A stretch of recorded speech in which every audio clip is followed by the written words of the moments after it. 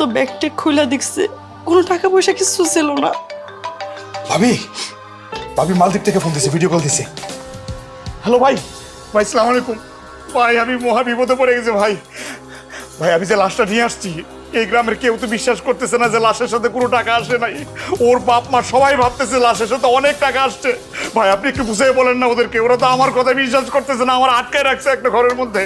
ভাই ভাই আপনি একটু কথা বলেন। এ কাকা, এই যে কাকা, কাকা এদিকে আসেন। মালদ্বীপ থেকে ফোন দিছে, একটু কথা বলেন। আপনারা সত্যতা যাচাই করেন যে লাশের সাথে কি আইছে, টাকা আইছে না অন্য কিছু আইছে, কি আইছে আপনারা প্রশ্ন করেন। আপনারা যা জানতে চান আপনারা কথা বলেন, কথা বলেন। হ্যালো, আসসালামু আলাইকুম।